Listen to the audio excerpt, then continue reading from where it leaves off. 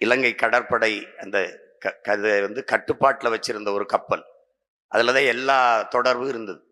அதை தகர்க்கணும்.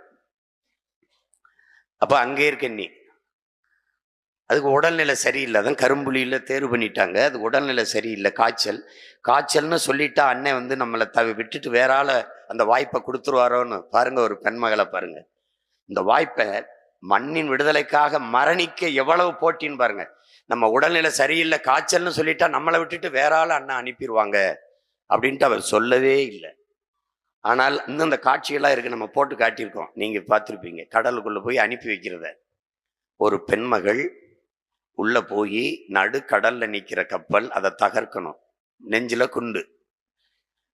30 கிலோமீட்டரை 13 மணி நேரம் ஒரே மகள் அந்த குளிருக்குள்ள நீஞ்சி நீஞ்சி போய் எவ்வளவு மனத்திடம் இருந்திருக்கணும் பாருங்க, மன துணிவு இருந்திருக்கணும் பாருங்க. குளிர்ல நீங்கி போய் ஒரு மகள் சரியாக அந்த இரவு முடிந்து அடுத்த நாள் தொடங்குற 12 மணிக்கு உள்ள போய் வச்சு வெடிச்சு தகர்த்துட்டா கப்பலை.